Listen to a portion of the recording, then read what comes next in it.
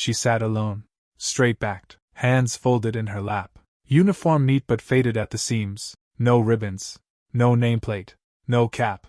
Just the old service greens and boots that still held polish beneath dust. Everyone else on the reviewing stand held clipboards, phones, or styluses. Evaluators, trainers, staff, watching the cadets on the field with sharp eyes and constant commentary. She didn't write anything. She didn't speak, but she watched, like she already knew what would go wrong, and was just waiting to see if anyone else would notice.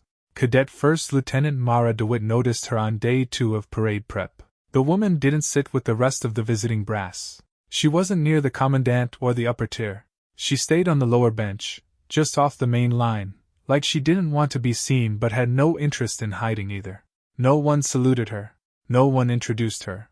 But the drill instructors gave her a wide berth, and not by accident. During water break, Mara drifted closer. She didn't mean to talk. Just, look. The woman's boots were marine issue. Soles cracked, but lace perfect. Her posture didn't sag. Her eyes didn't scan, they locked.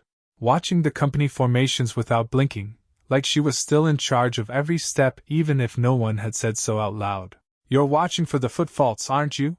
The voice was quiet, flat, precise. It took Mara a moment to realize the woman was speaking to her. Yes, ma'am.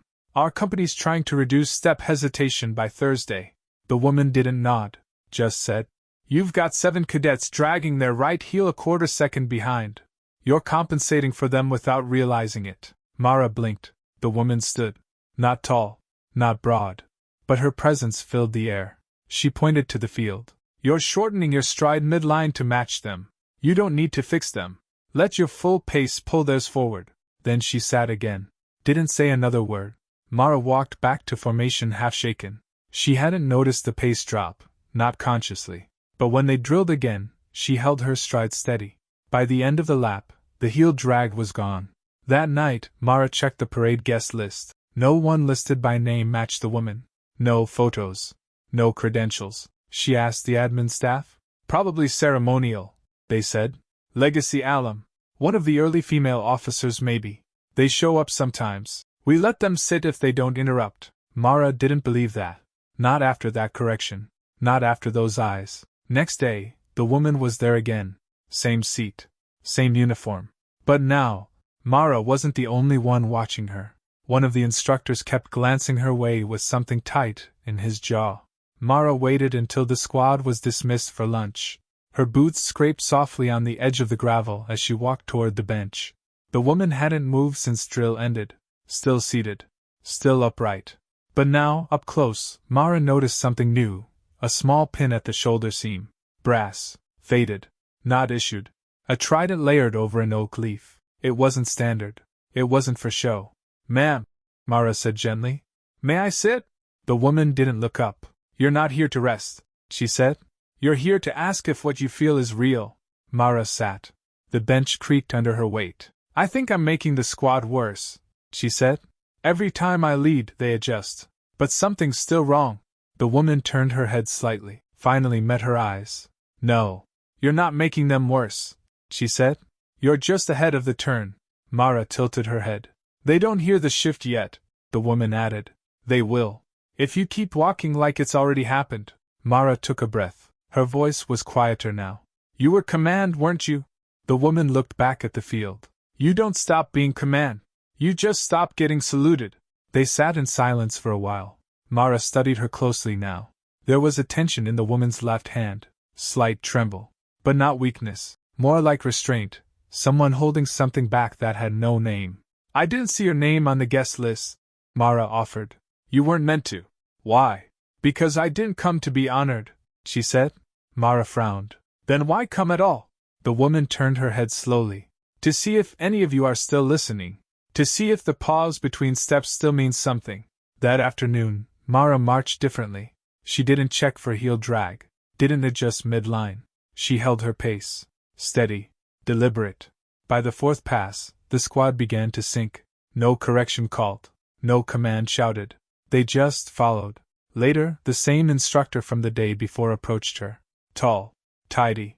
Young for his bars. You spending time with our legacy benchwarmer now? Mara straightened. She noticed a pace flaw none of us did. He smirked. She also thinks cadence control comes from instinct. That kind of talk belongs in a museum, not a drill. Mara said nothing, but her jaw locked. That night she returned to the field after dark. No one there. But the bench was still warm.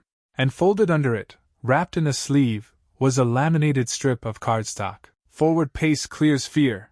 Break rhythm only when the air demands it. No name. Just ink pressed like it came from memory. Mara didn't take it. She just sat beside it, and listened for the next turn. They called her the bench general. By day 4, some of the cadets said it with curiosity. Others, like Lieutenant Callan, said it with a laugh. He wasn't cruel, just sure of his place. Sharp uniform, crisp voice, always 2 steps behind the commandant, always making notes in his tablet. She never once looked in his direction. That only annoyed him more. During morning drills, Mara led the front left line. Her strides were clean now. Not perfect, just owned. Behind her, the second squad moved better too. Something had changed in her presence. It wasn't louder. It wasn't stronger. It was clearer. She no longer looked at the instructors after the march. She looked once, only once, at the bench. That was enough. Later that day, Callan saw Mara near the locker corridor, relacing her boots. He leaned in casually. You really believe the old woman has anything to teach you? Mara didn't answer. He kept going. She hasn't worn stars in 20 years. You know what they said about her, right? Mara stood slowly. Who's they? The board, he said. She turned down promotion. Walked out of Joint Command 2 weeks before they handed her a flag and never looked back. Sounds like a choice. Sounds like a burnout. Mara stepped forward. Her voice was low. She was giving orders before you were born. She held cadence with battalions who had no maps and no backup. And she knew which boot was dragging before anyone else even felt it. Callan rolled his eyes. You've been out here 4 days and now you think you've found some kind of field saint? Mara folded her arms. No. I think I found someone who doesn't need your permission to be right. That evening, Mara returned to the field after drills. The woman was still there. Same seat. Same silence. But now, the cap rested beside her. Old, folded, brim frayed from sun. Mara sat down without asking. They didn't speak for a long time. Then, she's going to fail your parade formation, the woman said softly. Who? Mara asked. Your rear center cadet. She hesitates half a breath before each left face. Mara nodded. I noticed. I didn't know if I should correct her. You don't correct her, the woman said. You give her time to match your pulse. Isn't that weakness? No, she said. That's command. The wind shifted slightly. Flags barely rustled. Mara turned to speak again. But the woman was already standing. She placed the cap on the bench, nodded once, and walked into the dusk. Mara skipped mess that night. Instead, she went into the administrative hall, the oldest building on campus. Granite floors, dusty brass rails, photos of leadership lined the corridor like sentries, each one framed in polished oak. She passed them slowly. Generals, admirals, founders, posed and perfect. All of them hung at shoulder height, proud and lifeless. She scanned the placards, dates, titles, nothing recent, nothing familiar. She turned left into a side room, where the forgotten citations were kept, commendations that didn't make the main wall, the kind the commandant once called quiet credits. She wasn't sure what she was looking for, but she found it tucked into a narrow display, not framed, not centered, just clipped inside a binder that hadn't been touched in years. Lieutenant Ellen J. Ward USMC, Ret. No photo. No list of assignments. Just a brief paragraph. Mara read it twice. Served in 4 theaters across 3 decades. Known for commanding without amplification. Declined promotion to full command position in 2007. Requested no ceremony. Chose anonymity after service. Leave the seat. Let someone else find it when they're ready. At the bottom, a single field log entry. Handwritten. Day 38, cadence broken. Recovered without call. She led from the front. Her silence adjusted the formation, not her voice. Mara closed the binder gently. Walked out in silence. She didn't sleep much. Kept thinking about that phrase. Her silence adjusted the formation, not her rank, not her orders, her silence. The next morning, Mara arrived at the field early. Before light. Before instructors. Only the wind moved. The cap was still there, on the bench. Same fold, same angle. She sat beside it and waited, but the seat beside her stayed empty. She wasn't sure if the woman had returned in the night or left for good.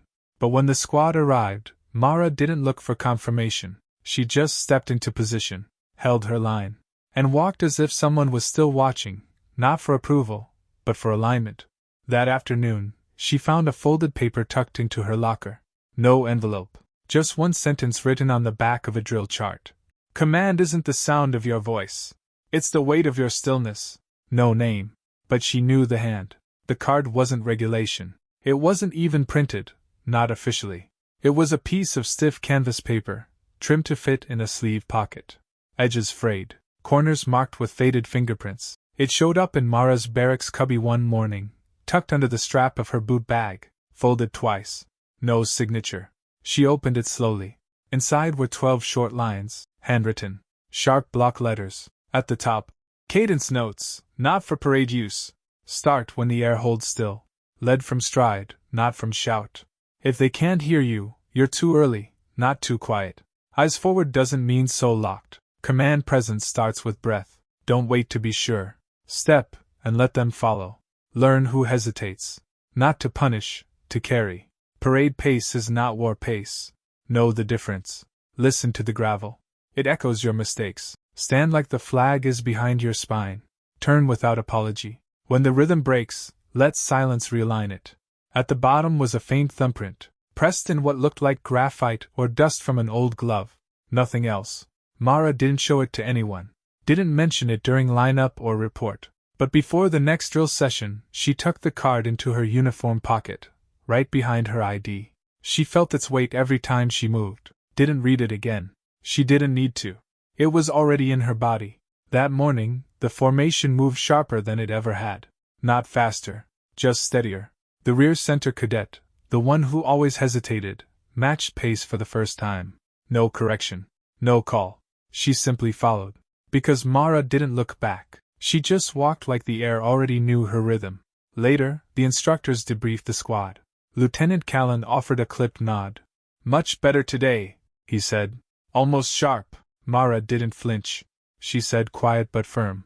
We're not trying to be sharp. We're trying to be one. He said nothing. Just moved on. That night, Mara left a note on the bench. Nothing dramatic. Just a folded piece of paper with 3 words. Still listening, ma'am. She placed it under the cap, and walked away. Not fast, not slow, but exactly in time with something deeper than cadence. The morning of the parade was heavy with still air. Clouds sat low. No wind. No birds. The kind of silence that felt like a held breath. Mara stood front left, chin high, boots set. Company Alpha stood behind her in 4 perfect columns. She didn't think about the flag, or the brass watching, or the inspection officers waiting behind their clipboards. She thought about the bench. It was empty. No green coat. No cap. Just stillwood under a gray sky. She had come early that morning. Before anyone else. The cap was gone. Her note was gone. No footprints on the gravel. No smudges on the bench rail. The woman, General Ward, hadn't just skipped the ceremony. She had left it to them. At 0900, the drums hit first note. Parade cadence. Columns began to move. Mara took the first step exactly on beat. She didn't count. She didn't look. She just stepped forward like the silence behind her meant something. And for 10 full strides it worked. Then, something shifted. Behind her, the rear left squad stuttered. One cadet missed a turn. Another overcorrected. The entire column lost alignment in 3 seconds, and the field went quiet. No music. No cadence call. No officer moved. Mara froze, not out of fear. Out of instinct. She didn't want to call the turn wrong. Didn't want to make it worse. Instructors looked to each other. Callan raised his clipboard. Someone muttered, "She's going to blow it." Mara's breath slowed. She looked to the sideline. The bench remained still. No one coming. No one left to adjust the rhythm. So she did what Ward would have done. She didn't call out. She turned. Not to lead. To reset. A quiet pivot, full pace. No shout. Just her body showing the next beat. And behind her, the hesitation rippled once, then corrected. The squad realigned. The steps tightened. And just like that, the parade moved again. Clean. Silent. unified, like nothing had broken at all. From the reviewing stand, the officers didn't say much. But two of them leaned forward. One even lowered his clipboard. And the commandant, for the first time in weeks, smiled. Not wide, just enough. After the parade, cadets scattered to quarters. Mara didn't. She returned to the bench. Still empty. Still quiet. But something had changed. Under the bench, tucked tight against the gravel leg, was a field card. Not folded. Not hidden. Written on it, "When they freeze, don't fill the silence. Walk until they follow." No initials. Just a faint fingerprint pressed in oil. Mara slid the card into her uniform pocket. Didn't say a word. She just sat down and looked out at the field like someone who had never left it. They didn't say anything to her after parade day. No formal praise. No announcement. No commendation. But the changes came anyway. The commandant nodded at her in the corridor. Lieutenant Callan stopped offering suggestions, and cadets who used to glance past her in formation now adjusted their boots before standing in line beside her. They didn't copy her steps. They matched her timing. By the end of the week, Mara's squad had earned top cadence for the entire class. No one was surprised. But what did surprise her was who started watching. Not officers. New cadets. They'd linger after drills. Not speak, just hover near the edge of the track, listening. Watching how she walked, how she stood between commands, how she never gave correction unless the silence called for it. She didn't posture. She didn't preach. She just moved like someone who had carried something through. One morning, after a rain-light session, a first-year cadet approached her. Nervous. Short. Uniform askew. She stood by the gear lockers and said quietly, "Ma'am, I've been struggling with pacing. I try to count, but it feels like I lose it mid-stride."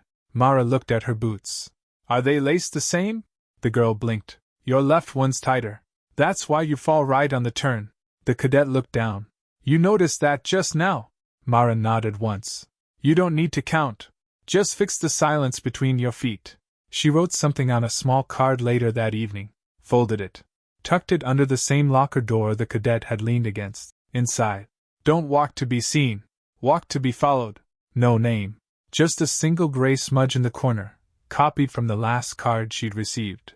That week, the instructors started assigning Mara to pacing drills for the underclassmen. They didn't ask.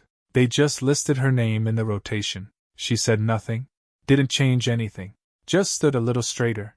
And walked like someone was still watching her, not from command, but from the silence behind her. A week later, one of the new cadets whispered in passing, "She walks like there's a metronome in her spine." Another replied, "No, it's more like she hears something we don't." Mara passed them without a glance, but behind her, the rhythm of their boots had already begun to adjust. They stopped asking about her. The instructors, the command staff, even the older cadets, none of them mentioned the old woman on the bench anymore. The parade ended. The reports were filed. No record included her name. She wasn't listed among the honored guests. No commendation followed. No photo was posted. Just one line in the parade summary. "Lead squad corrected pacing mid-event. Line recovered without verbal cue." That was all. And that was enough. But some things remained. The bench stayed where it was. Untouched. Nobody sat there unless it rained. And even then, cadets leaned on the far side, like the left half still belonged to someone else. The cap never came back. But Mara didn't need it. She knew how it had been folded. How the brim had sagged slightly where salt had weathered it. She remembered the silence it had sat inside. And that silence followed her now. Cadets still watched her drills, not just because of her stride, because of her stillness. The way she stood between steps. How she waited before turning. How she listened like the gravel beneath her feet had something to say. She spoke less now. Corrected only when the pause demanded it. And when a new cadet hesitated on their pivot, she didn't call it out. She stepped again. Quiet. Precise. And they followed. One evening, Mara stayed after last light. No one else on the field. Just low wind and the flag cords tapping in slow rhythm. She sat on the bench. Pulled a new card from her sleeve. Folded clean. Sharp corners. Blank front. She wrote one sentence. "Walk like the seat behind you still belongs to someone who made the path." She left it there. Tucked just under the bench leg. Same corner where her first card had been found. No initials. No expectation. Just a note for the next one who might sit here, wondering if they're walking the right way. Mara stood, faced the field, then took a single step forward. No music, no command, but the still air behind her whispered in rhythm, and it was enough.